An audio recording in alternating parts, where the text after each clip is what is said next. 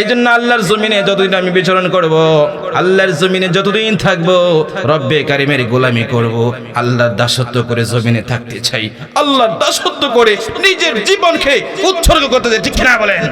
আল্লাহর জমিনে থাকবো, আল্লাহর জমিনে থাইকা তো নাফরমানি করা যায় না, এই জমিন তো মালিকের, ঠিক কিনা বলেন? আল্লাহর জমিনে থাইকা গোলাম নাফরমানি করতে পারে না। জমিন কার? আল্লাহর।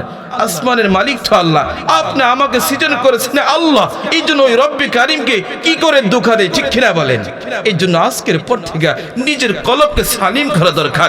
যার কলম যত সালিম থাকবে, যত পবিত্র থাকবে, আল্লাহ কোরআনের ভাষায় বলেন কদ আফলাহা মান তাযাক্কা, যে ব্যক্তি নিজের কলমকে আত্মশুদ্ধি করতে পারবে সে হলো সফল কাম। বলেন আল্লাহ রাসূল সাহাবায়ে কেরামকে বললেন, ও আমার সাহাবীরা, তোমাদেরকে আলা আদুল্লুকুম আলা শাই, তোমাদেরকে আমি এমন একটি বিষয় বলবো যেই বিষয়ে আমল করলে একে অপরের প্রতি মিল মুহাব্বত ভালোবাসা জন্ম নেয়। আল্লাহু আকবার বলেন। আল্লাহ রাসূলের সাহাবায়ে কেরাম বললেন, ইয়া রাসূলুল্লাহ, এটা কোন ধরনের আমল যে আমল করলে একজন আরেকজনের প্রতি ভালোবাসা বন্ধন স্থাপন হয়, একজন আরেকজনের প্রতি ভালোবাসা জন্ম নেবে?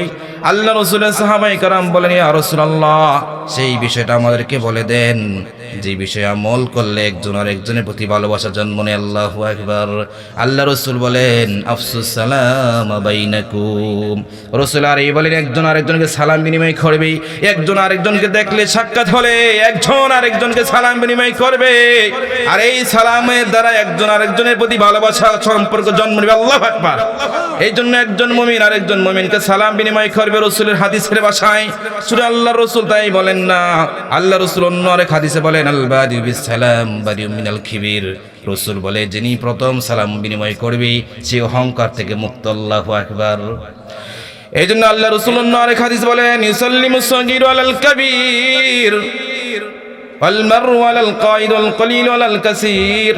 আল্লাহ রাসূল বলেন, ছোট মানুষ বড়কে সালাম বিনিময় করবে, চলন্ত ব্যক্তি বসা ব্যক্তিকে সালাম দিবে, চলন্ত ব্যক্তি বসা ব্যক্তিকে সালাম বিনিময় করবে, কম সংখ্যক মানুষ বেশি সংখ্যক মানুষকে সালাম বিনিময় করবে। আল্লাহু আকবার। এই জন্য আমাদের প্রথম ধাপ হলো আলোচনার প্রারম্ভের আলোচনা হলো আমাদেরকে একজন আরেকজনকে সালাম দিব তো ইনশাআল্লাহ। বলেন, আজকে বিবির সাথে সংসার করেন, নিজের আহলিয়াকে সালাম দিতে লজ্জাবোধ হয়। নিজের ঘরে যখন ঢুকবেন, ঘরের ব্যাপারে আসছে, আল্লাহ রাসূলের সাহাবী আনাস রাদিয়াল্লাহু তাআলা আনহু বললেন, ইয়া বুনাইয়া ইযা দাখালতা আলা আহলিকা। আল্লাহু আকবার। আল্লাহ রাসূল বলে, আনাস, যখন তুমি তোমার ঘরে ঢুকবে, ইসাল্লিমু, তুমি সালাম বিনিময় করবে, কেননা ইয়াকুনু বারাকাতান, এই সালামটা হবে তোমার জন্য, তোমার ঘরবাসীর জন্য বরকতের কারণ। আল্লাহু আকবার। এই জন্য ভাইয়েরা আমার, আজকের এই প্রোগ্রাম থেকে একটা বিষয় জানতে পারলাম, এক মুমিন আরেক মুমিনকে সালাম দিবে, ঠিক কিনা বলেন? এক মুমিন যখন ঘরে ঢুকবে বিবিকে সালাম দিবে, ঘরবাসীকে ওলাকে সালাম বিনিময় করবেন। এই জন্য আজকের পর থেকে আমরা একে অপরে বেশি পরিমাণ সালাম দেব, এটা এক নম্বর সবাই বলেন না সুবহানাল্লাহ। এই জন্য আজকের পর থেকে একটা হাদিসের উপর আমল করব, সেটা হলো সালাম বিনিময় করা। পারবেন তো ইনশাআল্লাহ? পারবেন তো ইনশাআল্লাহ? আপনারা আমার কথা বুঝেন? আলহামদুলিল্লাহ। দুই নম্বর কথা হলো, যেই জমিনে বসে আছেন জমিনের মালিক কে? জোরে বলেন, মালিক কে? এই জমিন আল্লাহ বানাইলেন, কার জন্য বানাইলেন? আল্লাহ পাক বলে, গোলাম আল্লাযী জাআলা লাকুমুল আরদা ফিরাশাও ওয়াস সামাআ বিনা। আল্লাহ পাক বলে, গোলাম, এই জমিনকে তোমাদের জন্য আমি আল্লাহ বিছানা স্বরূপ বানাইলাম। আল্লাহু আকবার। আল্লাহ পাক বলে, গোলাম, তোমার মাথার উপর যে ছাদ দেখা যায়, যে আসমান দেখা যায়, ওই আসমানকে ছাদ স্বরূপ করে দিলাম। এসে কিসের জন্য করলাম? গোলাম, জমিন বানাইলাম তোমার জন্য, তুমি হাঁটবে, চড়বে, এই জমিনে বিচরণ করবে, এই জমিনে ঘুরবে ফিরবে, ঠিক কিনা বলেন? কিন্তু এই জমিনকে পাহাড়ের মতো উঁচু করে দেই নাই যাতে গোলামের কষ্ট হবে, বান্দার কষ্ট হবে, ঠিক কিনা বলেন? এই জন্য বলেন, জমিন কার? আসমান কার? আপনি আমাকে কে বানালেন? এই জন্য দাসত্ব কার? বলেন। এই জন্য আল্লাহ পাক বলে, ওয়ামা খালাকতুল জিন্না ওয়াল ইনসা ইল্লা লিয়াবুদুন।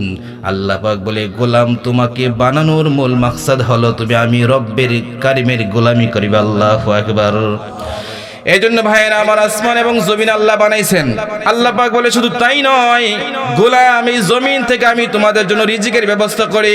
আল্লাহ পাক বলে ফাখরাজা বিহি মিনাস সামারাতি রিজকাল লাকুম ফালা তাজআলু লিল্লাহি আনদাদা, ঠিক কিনা বলেন? আল্লাহ পাক বলে গোলাম এই জমিন থেকে আমি আল্লাহ তাআলা তোমাদের জন্য ফসল বের করি, রিজিক বের করি। আল্লাহু আকবার বলেন। এই জন্য আল্লাহ পাক এই জমিন থেকে রিজিক বের করে দেন।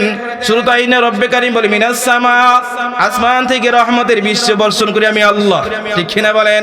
এই জন্য আল্লাহর জমিনে যতদিন আমি বিচরণ করব, আল্লাহর জমিনে যতদিন থাকব, রব্বে কারীমের গোলামি করব, আল্লাহর দাসত্ব করে জমিনে থাকতে চাই। আল্লাহর দাসত্ব করে নিজের জীবনকে উৎসর্গ করতে চাই, ঠিক কিনা বলেন? আল্লাহর জমিনে থাকব, আল্লাহর জমিনে থাইকে তো নাফরমানি করা যায় না। এই জমিন তো মালিকের, ঠিক কিনা বলেন? কি বলেন ভাই? এই জমিন কার বলেন না? বলেন না? আল্লাহর জমিনে থেকে গোলাম নাফরমানি করতে পারে না। কি বলেন? জমিন কার? আল্লাহর। আসমানের মালিক তো আল্লাহ। আপনি আমাকে সৃজন করেছেন আল্লাহ, এই জন্য ওই রব্বে কারীমকে কি করে ধোঁকা দেয়, ঠিক কিনা বলেন? এই জন্য আজকের পর থেকে নিজের কলবকে সালিম করা দরকার। যার কলম যত সালিম থাকবে, যত পুত পবিত্র থাকবে, আল্লাহ কোরআনের ভাষায় বলেন কদ আফলাহা মান তাযাক্কা, যে ব্যক্তি নিজের কলবকে আত্মশুদ্ধি করতে পারবে সে হলো সফল কাম। বলেন সুবহানাল্লাহ। আল্লাহ আমাদেরকে বুঝ দান করেন। আল্লাহ আমাদের সবাইকে আল্লাহ ওয়ালা বানাই দেন, বুজুর্গ বানাই দেন, দিনদার বানাই দেন, আল্লাহ ওয়ালা বানাই দেন, ঠিক কিনা বলেন? আল্লাহ ওয়ালা হওয়ার দরকার আছে না নেই?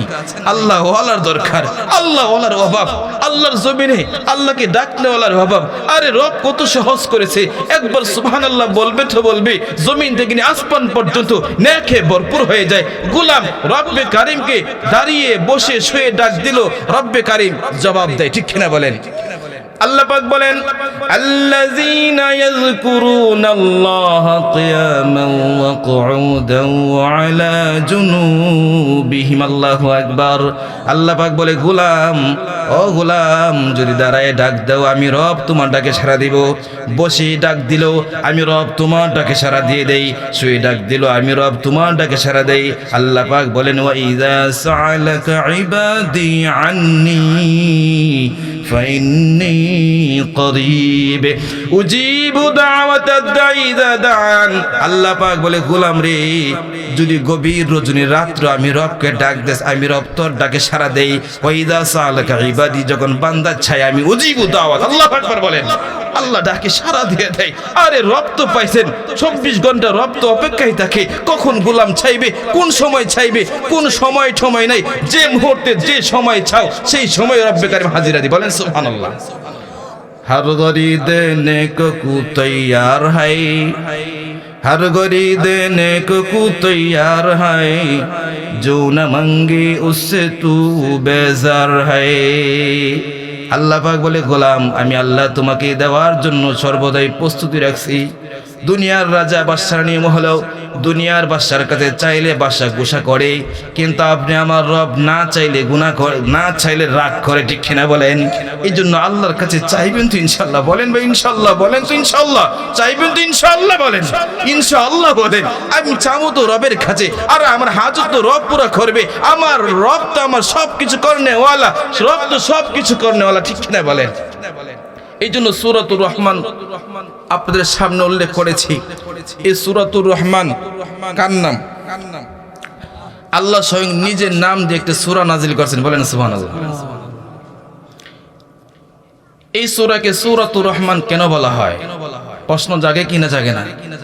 আল্লাহ রাসূল যখন মক্কাবাসীদেরকে দাওয়াত করতেন এক আল্লাহ, এক আল্লাহ, কয় আল্লাহ বলেন? আল্লাহর পয়গম্বর যখন মক্কাবাসীকে আল্লাহর দাওয়াত দিতেন যে আল্লাহর ইবাদত করো, আল্লাহর প্রতি ঈমান আনো, আল্লাহ রাসূল আবার মাঝে মাঝে যখন বলতেন রহমানের গোলামি করো, রহমানের দাওয়াত দিতেন, তখন মক্কার কাফেররা বলতো মুহাম্মদ তুমি একবার বলো আল্লাহর কথা, আবার বলো রহমানের কথা। রহমান কে? আবার আল্লাহ একজন বুঝলাম, এখন রহমান কে এটা বলো। আল্লাহ রাসূল যখন এই প্রশ্নের সম্মুখীন হলেন, আল্লাহ পাক জিবরাইল আমিন ফেরেশতার মাধ্যমে সূরাটা নাজিল করে দিলেন সুবহানাল্লাহ। এই জন্য সূরা রহমানের প্রথম শব্দ হলো আর রহমান, আর রহমানের মানা হলো দয়াময় আল্লাহ। বলেন সুবহানাল্লাহ। দয়াময় আল্লাহ। আল্লাহ কত দয়া করেছে, এই রে বাবা, তোমার এই বডির দিকে মাথা থেকে নিয়ে পায়ের তালু পর্যন্ত যদি গভীরভাবে নজর দাও, রব কি না দিছে। আমার চোখ তো চোখের জায়গায় আছে, নাক তো নাকের জায়গায় আছে, কান তো কানের জায়গায় আছে, পা তো পার জায়গায় আছে। আল্লাহ তো ইচ্ছা করলে চোখটা পিছনে দিতে পারতেন, নাকের পেজ ভিন্ন করে দিতে পারতেন, মাথার পেজ ভিন্ন করতে পারতেন, ঠিক কিনা বলেন?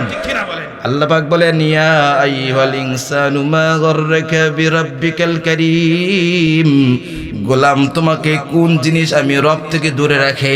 আমি আল্লাহ তোমার প্রতি এত ইহসান করেছি, আমি আল্লাহ তাআলা তোমার এই বডির ভিতরে কত নিয়ামত দিয়েছি, ঠিক কিনা বলেন?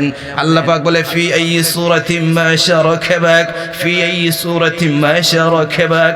আমি আল্লাহ যেভাবে চাইছি সেভাবেই তোমার এই বডি দেহ বানাইছি। আল্লাহু আকবার বলেন। এই জন্য রব্বে কারিমের গোলামি করবো না তো কার গোলামি করবো? আল্লাহর দাসত্ব করবো না তো কার দাসত্ব করবো, ঠিক কিনা বলেন? এই জন্য আল্লাহ পাক আমাদেরকে হাজারো নিয়ামত দিয়েছেন। এই নিয়ামতের কৃতজ্ঞতা প্রকাশ করা দরকার আছে না নাই?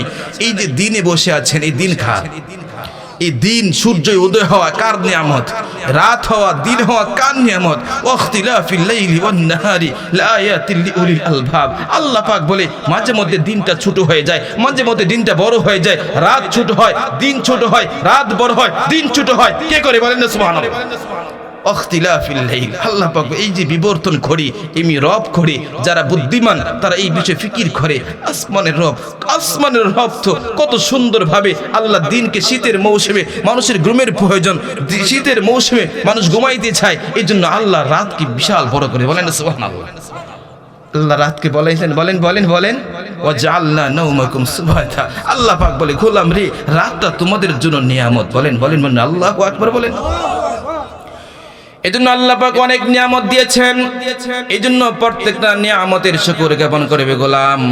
আল্লাহ পাক বলেন, লাইন শাকারতুম লাযীদান্নাকুম ওয়া লাইন কাফারতুম। যে গোলাম যত বেশি নিয়ামত পাইবে, যত বেশি নিয়ামতের শুকর আদায় করবে, আসমানের রব, জমিনের রব বলেন আমি আল্লাহ তার নিয়ামত কারো বৃদ্ধি করে। বলেন না সুবহানাল্লাহ? এজন্য আল্লাহ আমাকে সুস্থ রাখছে, আলহামদুলিল্লাহ। আমার মতন দেহ বিশিষ্ট আমার মতো অনেক মানুষ আছে, চোখ নাই, জন্মগতভাবে অন্ধ, ঠিক কিনা বলেন? আমার মতো অনেক মানুষ আছে জন্মগত বধির, কানে শোনে না। আমার মতো অনেক মানুষ আছে হাঁটতে পারে না, অনেক মানুষ আছে চলতে পারে না। আল্লাহ তাআলা তো আমাকে অন্যান্য নিয়ামতের তুলনায়, তার তুলনায় আল্লাহ নিয়ামত দিয়েছে, আলহামদুলিল্লাহ। আল্লাহ পাক আমার চোখে যদি দৃষ্টিশক্তি দিয়েছেন, আলহামদুলিল্লাহ। আল্লাহ আমাকে জিহান জাগত দিয়েছেন, আমার মেধা শক্তি আল্লাহ পাক দিয়েছেন। আরে সমাজে অনেক যুবক আছে মেধা নাই, অনেক সন্তান আছে প্রতিবন্ধী, অনেক সন্তান আছে কথা বলতে পারে না, অনেক সন্তান আছে পা নাই, অনেক সন্তান আছে চোখ নাই, ঠিক কিনা বলেন? আল্লাহর কাছে শুকর আদায় করবি রব, আল্লাহ আমাকে তো আপনি নিয়ামত দিয়েছেন, আলহামদুলিল্লাহ। এই জন্য শুকর বলে আলহামদুলিল্লাহ বলেন। এই জন্য আল্লাহ তাআলা অনেক রহমান হিসাবে আল্লাহ তাআলা অনেক কিছু দিয়েছেন। এই জন্য কিতাবের ভাষায় পাওয়া যায়, রহমান তো হলেন তিনি যিনি মানুষের প্রতি দয়া করে, ঠিক কিনা বলেন? বলেন আমার আল্লাহ কেমন রহমান? বলে, গোলাম রে, যদি দুনিয়ার জমিনে আল্লাহর নিয়ামত পাওয়ার পর যদি না শুকর আদায় করো, তারপর আল্লাহ নিয়ামত বন্ধ করে না, ঠিক না বলেন? আমাদের সমাজে হিন্দু আছে না নাই? আমাদের সমাজে বৌদ্ধ আছে না নাই? আমাদের সমাজে খ্রিস্টান আছে যারা আল্লাহর সাথে শরীক সাব্যস্ত করে, তাদেরকে আল্লাহ খাবার খাওয়ায় কিনা খাওয়ায় না? বলেন। এই জন্য আল্লাহ বলে আমার একটা নাম হলো রহমান, ঠিক কিনা বলেন? আল্লাহ বলে রহমান আর রহিমের মধ্যে তাফসীর আছে। আল্লাহ বলে রে রহমানের খাতিরে আমি আল্লাহ তাআলা বৌদ্ধ, ইহুদি, খ্রিস্টান সবাইকে খাওয়াই, রহমানের খাতিরে। আল্লাহ আকবার বলেন। নাহলে হাসরে মাসে কিয়ামতের দিন বলবে, আল্লাহ আপনার নাম তো রহমান ছিল, কই দুনিয়ার জমিনে তো আমাদেরকে সূর্যের আলো দেন নাই, কই দুনিয়ার জমিনে তো আপনি আমাদেরকে রাত দেন নাই, দিন দেন নাই। এই জন্য বলা হয়েছে রাত নিয়ামত, দিন নিয়ামত, সূর্যের আলো নিয়ামত। আল্লাহ পাক বলে এই নিয়ামতটা খাস করে দেই নাই, এই নিয়ামতটা আম করে দিয়েছি সবার জন্য, ঠিক না বলেন? এই রাত কাদের জন্য? সবার জন্য। বলেন, হিন্দুর জন্য, আমার জন্য, মুসলিম, গাইরে মুসলিম সবার জন্য রাত। আচ্ছা বলেন, দিন সবার জন্য, সূর্যের আলো সবার জন্য। এই জন্য বলা হয় কিছু কিছু নিয়ামত আছে আল্লাহ সবার জন্য উন্মুক্ত করে দিয়েছেন, আর কিছু কিছু নিয়ামত আছে আল্লাহ খাস করে দিয়েছেন।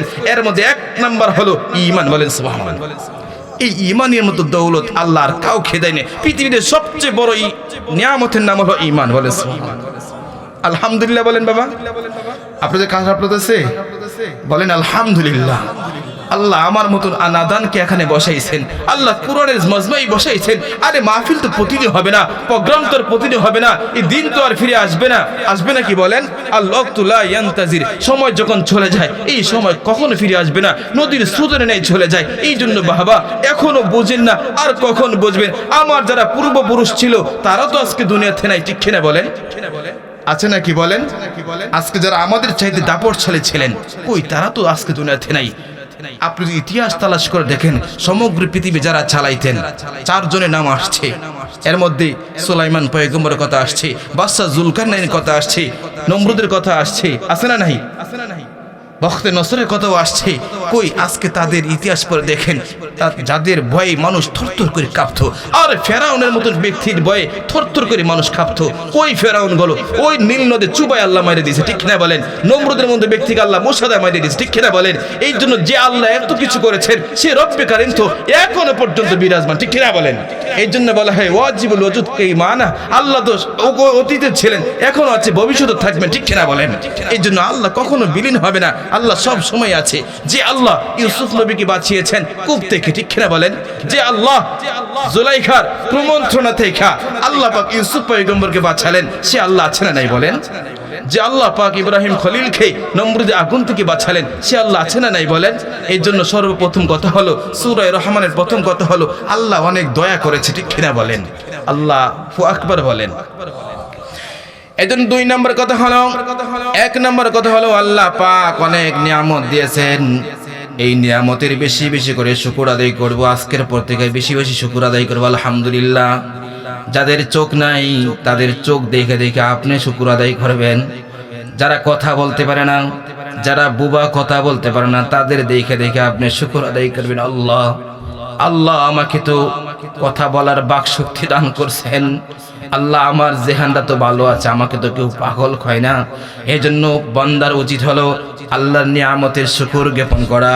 আল্লাহ পাক বলে ফাবি আলাই রাব্বিকুমা তুকাজ্জিবান, গোলাম রে আল্লাহর কোন নিয়ামতকে অস্বীকার করবে, কোন কোন নিয়ামতকে অস্বীকার করবে? প্রত্যেকটা আল্লাহর নিয়ামত, ঠিক না বলেন? এই জন্য আজকের পর থেকে বেশি বেশি নিয়ামতের শুকর আদায় করবো তো ইনশাআল্লাহ বলেন। আজকে বাড়িতে যাইবেন, আজকে বিবিকে বলবেন, মেয়েকে বলবেন আল্লাহ হাজার নিয়ামত দিয়েছে আলহামদুলিল্লাহ, ঠিকই বলেন আলহামদুলিল্লাহ বলবেন। এই জন্য সূরা রহমানের প্রথম কথা হলো দয়াময় আল্লাহ, আল্লাহ কিরকম দয়া করেছেন। এই জন্য বলে গোলাম রে আল্লাহ তাআলা তোমাকে অনেক নিয়ামত দিয়েছে, এই নিয়ামতের মধ্যে একটা হলো ঈমান। আল্লাহ পাক বলেন ইন্নাল্লাযীনা ক্বালু রাব্বুনাল্লাহ সুম্মা ইসতাকামু তাতানাজ্জালু আলাইহিমুল মালায়েকা আল্লা তাখাফু ওয়া লা তাহজানু ওয়া আবশিরু বিল জান্নাহ। আল্লাহ পাক বলে গোলাম জীবনে কোনোদিন আমি রবকে দেখো নাই। মান খাশিয়ার রহমান, মান খাশিয়ার রহমান বিল গায়ব ওয়া জাআ বিকলবিন মুনীব নিদখুলুহা বিসালাম। আল্লাহ পাক বলে গোলাম দুনিয়ার জমিনে কোনোদিন আল্লাহ দেখো নাই, দেখছেন নাকি? আমরা কেউ আল্লাহকে দেখি নাই, আমরা কেউ কোনোদিন রবকে দেখি নাই, আপনি আমার সৃষ্টিকর্তাকে দেখি নাই। কেন? এই চোখ দিয়ে তো রবকে দেখা যায় না, ঠিক কিনা বলেন? এই জন্য আল্লাহ বলে মান খাশিয়ার রহমান, কোনোদিন আমি আল্লাহকে দেখো নাই, তারপরে ভয়ে থরথর করে কাঁপছে। দুনিয়ার জমিনে পাপ করলে ভয় করতে আসছে আজিমের মালিক দেখছে, ঠিক না বলেন? এই জন্য বলে গোলাম যখন গুনার কাজ করবে চিন্তা করবিস না, তোর রব কিন্তু তোর সাথে আছে। আল্লাহ পাক কোরআনে বলে ওহুয়া মাআকুম আইনামা কুনতুম, গোলাম তুমি যেখানে থাকো সেখানেই তোমার রব থাকে, ঠিক কিনা বলেন? এই জন্য আল্লাহ পাক বলে গোলাম গুনাহ করার ক্ষমতা আছে, গুনাহ করার শক্তি আমি তোমাকে দিয়েছি, তারপর যদি গুনাহ ছাড়তে পারো আল্লাহ পাক বলেন ওয়া আম্মা মান খাফা মাকাম রাব্বিহি ওয়া নাহান নাফসা আনিল হাওয়া ফাইন্নাল জান্নাতা হিয়াল মাওয়া। আল্লাহ পাক বলে যে গোলাম আমি রবের কারণে ভয়ের কারণে গুনাহ ছাড়বে আমি আল্লাহ তার ঠিকানা জান্নাতে রাখবো। আল্লাহু আকবার বলেন। এই জন্য রব বলে গোলাম যখন তুমি আমার প্রতি ঈমান এনেছো, আমি রবকে বিশ্বাস স্থাপন করেছো, আমি রবের সাথে কখনো শরীক করো নাই, আমি রবের নাফরমানি করো নাই, জীবন ভর আমি রবের দাসত্ব করেছো, আর জীবন ভর মৃত্যু পর্যন্ত কতদিন? মৃত্যু পর্যন্ত আল্লাহর দাসত্ব করেছো গোলাম। এই চিন্তা করবে না যখন তোমার সামনে মালাকুল মউত আসবে, যেই দিন তোমার মৃত্যুর সময় আসবে, আল্লাহ পাক বলে গোলাম রে তুই চিন্তা করিস না, আমি আল্লাহ তাআলা আসমান থেকে রহমতের ফেরেশতা নাজিল করব, আর আসমানের ফেরেশতারা আয়েশা আয়েশা বলবে ওয়া আবশিরু বিল জান্নাহ। আল্লাহু আকবার বলেন। আজ যেই দিন তোমার মৃত্যুর সময় গনি আসবে, ওয়া ইযা সালাকা ইবাদি আন্নী ফাইন্নী করিব, ঠিক কিনা বলেন? আসমানের রব তো আমার, আপনার আসমানের রব তো আমার একদম নিকটেই আছে, ঠিক না বলেন? এই জন্য যেই দিন মৃত্যুর সময় চলে আসবে, যখন মৃত্যুর সময় গনিয়ে আসবে, সেই দিন আসমানের রব বলে চিন্তা করিস না, আমি আল্লাহ আসমান থেকে দলে দলে সারিবদ্ধভাবে ওয়ালা তাহজানু ওয়া আবশিরু বিল জান্নাহ, জান্নাতের সুসংবাদ দিবে। আল্লাহু আকবার। এই জন্য ভাই ঈমান আনছেন, ঠক জান্নাত জিতছেন, বলেন বলেন বলেন।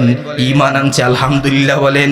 রাসূল আরবি বলে যার সর্বশেষ কথা হবে আল্লাহ আখিরু কালিমাতুন লা ইলাহা ইল্লাল্লাহ দাখালাল জান্নাহ। রাসূল বলে যার সর্বশেষ কথা হবে লা ইলাহা ইল্লাল্লাহ দাখালাল জান্নাহ, সে জান্নাতে ঢুকবে। আল্লাহু আকবার বলেন। যার সর্বশেষ কথা হবে লা ইলাহা ইল্লাল্লাহ দাখালাল জান্নাহ, সে জান্নাতে প্রবেশ করবে। এইজন্য ঈমান আনছেন আলহামদুলিল্লাহ বলেন। এইজন্য ঈমানি মজবুতি দরকার। ঈমান হবে বেলালে হাফসির মতো ঈমানওয়ালা, বলেন সুবহানাল্লাহ। ঈমান থাকবে বেলালে হাফসির মতন মজবুত ঈমানওয়ালা হওয়া লাগবে, যে ঈমানের ভিতরে বেজাল থাকবে না, নির্বেজাল ঈমান থাকবে, ঠিক কিনা বলেন? এইজন্য ঈমান থাকবে বেলালে হাফসির মতন। কেননা আল্লাহ পাক তো সুন্দর চেহারা দেখে না, আল্লাহ সুন্দর বডি দেখে না, ঠিক কিনা বলেন? আল্লাহ রাসূল বলেন ইন্নাল্লাহ তাআলা লা ইয়ানজুরু ইলা আজসামিকুম ওয়ালা ইলা সুওয়ারিকুম ওয়ালাকিন ইয়ানজুরু ইলা কুলুবিকুম ওয়া আমালিকুম। আল্লাহ সুন্দর চেহারা দিকে তাকায় না, আল্লাহ সুন্দর বডি দেখে না, আল্লাহ বংশ দেখে না, ঠিক কিনা বলেন? আরে বেলাল হাফসির ইতিহাস পড়ে দেখবে, বেলাল হাফসির বংশ বেশি ভালো ছিল না। 1 নম্বর বংশ ছিল গোলাম বংশ, 2 নম্বর বেলাল ছিল কালো, 3 নম্বর চেহারার পিস ভালো ছিল না। কিন্তু যে বেলাল জমিনে হাঁটলে, যে জমিন হাঁটলে, জমিনে পা রাখলে, কদম হাঁটলে আরশে আজিম পর্যন্ত বেলালের শব্দ যায়। আল্লাহু আকবার বলেন। এই জন্য ভাইরা বলতেছিলাম দুনিয়াতে সুন্দর বডির দাম নাই, দুনিয়াতে সুন্দর চেহারার দাম নাই, কলবের দাম, ঠিক না বলেন? এই জন্য এই বডির ভিতরে সবচেয়ে মূল্যবান জিনিস হলো কলব। এই জন্য এই কলব যার যত সালেম থাকবে আল্লাহর কাছে সে তত বেশি দামি হয়ে যাবে। এই জন্য আল্লাহ পাক হাজারো নিয়ামত আপনি আমাকে দিয়েছেন, এর মধ্যে 1 নাম্বার নাম কি বলেন? 1 নাম্বার ঈমানের নাম হলো, বলেন বলেন ঈমান। 1 নাম্বার কি বলেন? এই জন্য আল্লাহ পাক বলেন আর রহমান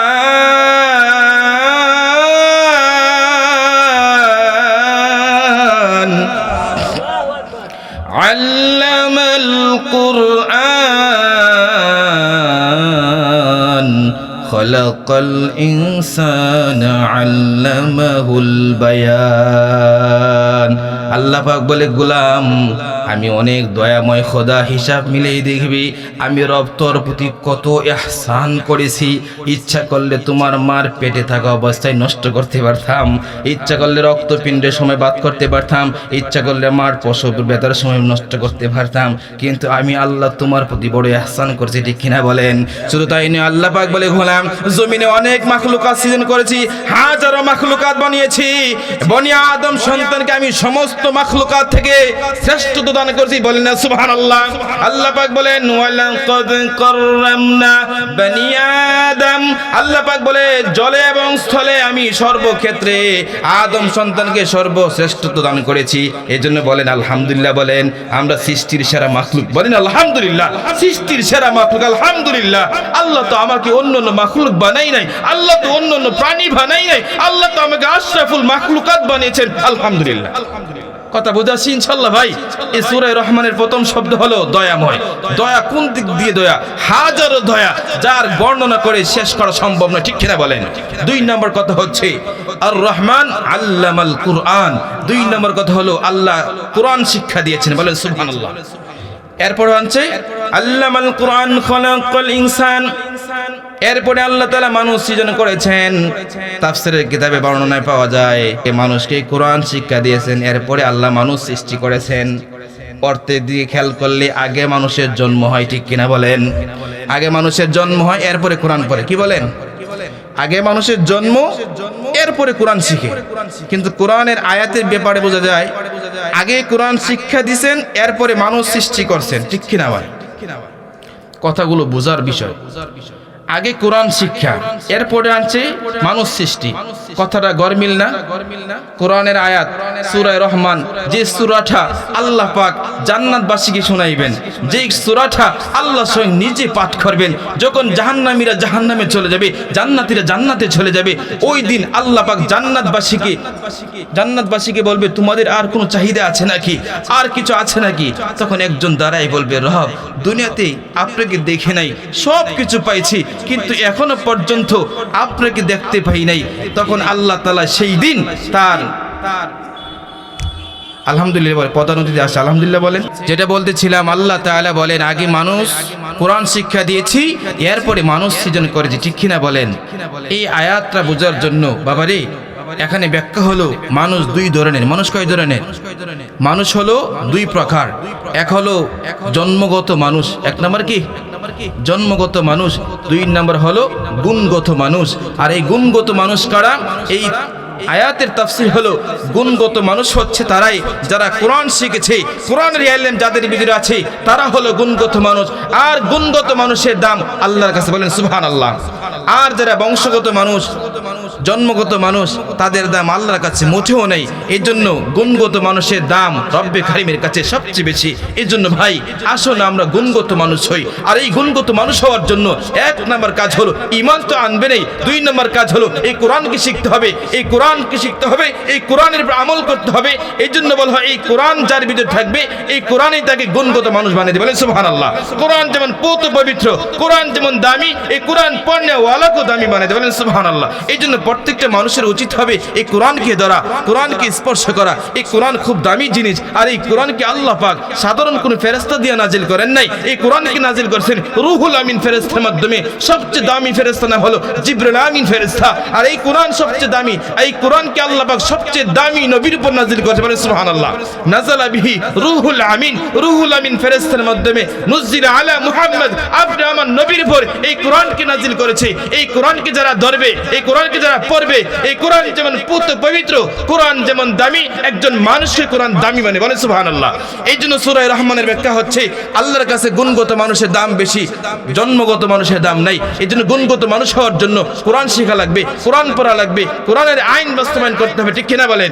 এই জন্য প্রত্যেকটা মানুষের উচিত থাকবে, প্রত্যেকটা মানুষের নিয়ত থাকবে, আমি কোরআন শিখবো, আমার আহাদিয়াকে কোরআন পড়াবো, আমার বাচ্চা পড়বে, আমার ছেলে পড়বে, আমার নাতি পড়বে, আমার আত্মীয় স্বজন পড়বে, কোরআনওয়ালা ঘর হবে। যে ঘরে কোরআনওয়ালা ঘর থাকবে, যে ঘরে কোরআন পড়নেওয়ালা মানুষ থাকবে, ওই ঘর থেকে বরকতপূর্ণ ঘর। যে ঘরে কোরআন পড়নেওয়ালা মানুষ থাকবে, যে ঘরে নামাজি মানুষ থাকবে, ওই ঘর থেকে বরকতপূর্ণ ঘর, ঠিক কিনা বলেন? এই জন্য প্রত্যেকটা মানুষকে উচিত হলো কোরআনমুখী হওয়া, কোরআনের দিকে মাইল হওয়া। যে কোরআনকে যত বেশি তাজিম করবে, যত বেশি ইজ্জত করবে, আল্লাহ পাক দুনিয়ার জমিনে তাকে তত বেশি সম্মান দেবেন ইনশাআল্লাহ। এই জন্য ভাই, কোরআনের আইন মানব তো ইনশাআল্লাহ। এই কোরআনে নামাজের কথা আসছে, এই কোরআনে নামাজের কথা আসছে, এই কোরআনে রমজানের রোজার কথা আসছে, যাকাতের কথা আসছে, হজের কথা আসছে। এই কোরআন হলো আপনি আমার পাথেয়। এই কোরআন মানুষকে অন্ধকার থেকে আলোর দিকে নিয়ে যায়। এই জন্য প্রত্যেকটা মানুষের উচিত হলো নিজে কোরআন পড়বো। রাসূল বলেন, খায়রুকুম মান তাআল্লামাল কুরআন ওয়া আল্লামা। রাসূল বলে, যারা কোরআন পড়বে এবং কোরআন শিখতে হবে, সে হবে সবচেয়ে দামি মানুষ। আল্লাহু আকবার বলেন। এই জন্য ভাই আসেন, দুই নম্বর গুণ হলো কোরআন শিখবো। কোরআন শেখার কারণেই আল্লাহ তাআলা আপনি আমাকে গুণগত মানুষ হিসেবে কবুল করবেন। তখন আল্লাহর সৃষ্টি রহস্য আপনি অবশ্যই বুঝবেন ইনশাআল্লাহ। যতটুকু কথা বললাম, আল্লাহ পাক আমল করার তৌফিক দান করুন। আখির দাওয়ানা আলহামদুলিল্লাহি রাব্বিল আলামিন।